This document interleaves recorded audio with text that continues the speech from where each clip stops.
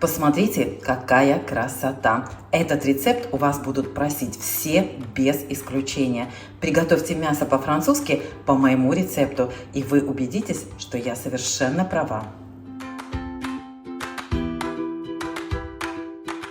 У меня два секрета приготовления мяса по-французски. И первый – это вымачивание мяса. Любое мясо я вымачиваю. У меня сегодня свинина, вот такие уже готовые нарезанные кусочки. Я сложила их в контейнер, в котором буду вымачивать. Сюда же я положу примерно 2 столовые ложки соли. Можете взять любую соль. Здесь у меня килограмм, кстати, мяса. Ну, можно даже 3 столовые ложки добавить. У меня тут, в общем, тут, наверное, у меня и осталось 2 столовые ложки. Вот. Сюда же заливаю простой обыкновенной воды из-под крана, так, чтобы мясо было полностью покрыто. И вливаю 2 столовые ложки уксуса. У меня 10%, можете взять 9% уксус. Это все, что вам нужно будет сделать. Накрыть мясо крышкой и дать ему хорошенько вымочиться или замариноваться. Я поставлю контейнер в холодильник примерно на 4-6 часов. Можете сделать это утром и вечером готовить мясо. Вполне возможно оставить это мясо вот так вот вымачиваться в холодильнике на ночь. Встречаемся позже. Ну что, друзья, давайте приступим к сбору блюда. Мясо у меня хорошо вымочилось.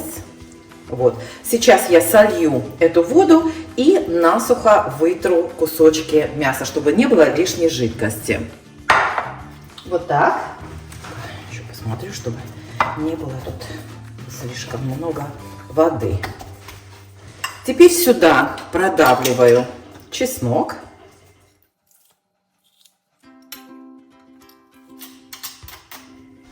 Солить больше не буду. Добавляю паприку, черный перец и немножечко майонеза. И все это хорошенечко перемешиваю, чтобы мясо было полностью покрыто специями со всех сторон. Все это вы можете, конечно, сделать, знаете, как смазать каждый кусочек отдельно. Но вот так все гораздо проще и быстрее. Вот так все равномерно обмажутся специями. И делать это все гораздо как-то проще, знаете. Вот так. Включаю духовку. Перекладываю мясо в форму.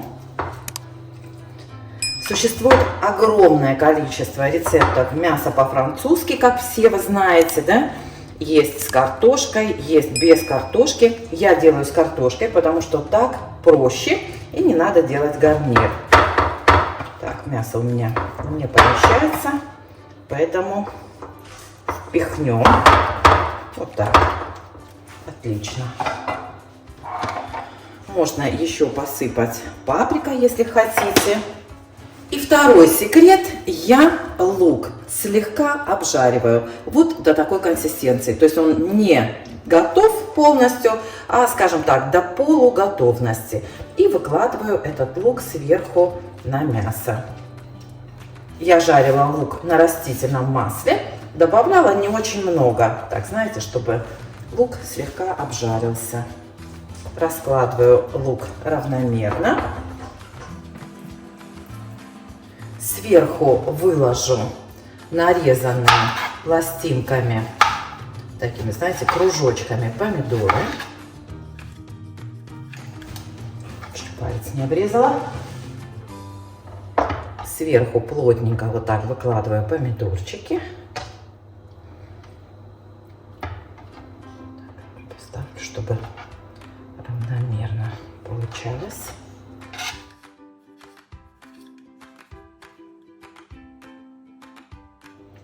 Так, немножечко майонеза,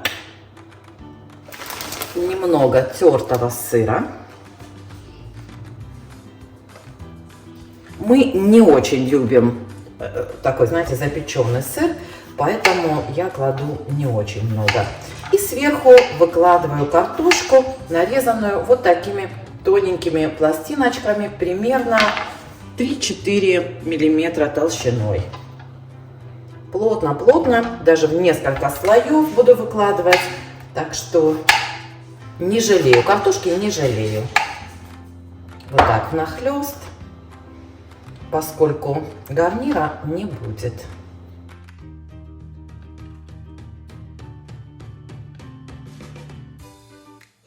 Картошку нужно посолить слегка, поперчить при желании.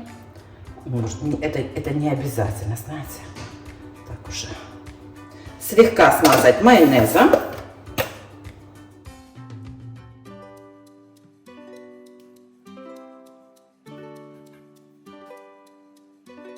Пяточки. И присыпаю сверху таким, знаете, чуть-чуть вот сыр. Вот и все. Сыром много не насыпала специально, потом еще подсыплю сверху минут за 10-15 до готовности. Можно сразу посыпать сыром и накрыть сверху фольгой, чтобы сыр не горел. Ставлю в разогретую до 200 градусов духовку примерно на 40 минут. Ну что, друзья, я чуть-чуть прикрыла блюдо фольгой, потому что, как видите, сыр начал подгорать. Прошло чуть больше 40 минут. Теперь сверху посыпаю сыром и поставлю обратно в духовку буквально на 5 минут, чтобы сыр слегка поджарился. Ну, расплавился, чуть-чуть поджарился, и все. Если любите сыр, то кладите побольше. Как я уже сказала, мы не очень любим такой вот печеный сыр, поэтому я кладу немного. Знаете, такая, чтобы просто была корочка сверху. Буквально 5 минут еще. Далеко не уходите. Вот и все, друзья. Посмотрите, какое обалденнейшее блюдо получается. Я вам гарантирую, что этот рецепт у вас будут просить все, кто его попробует.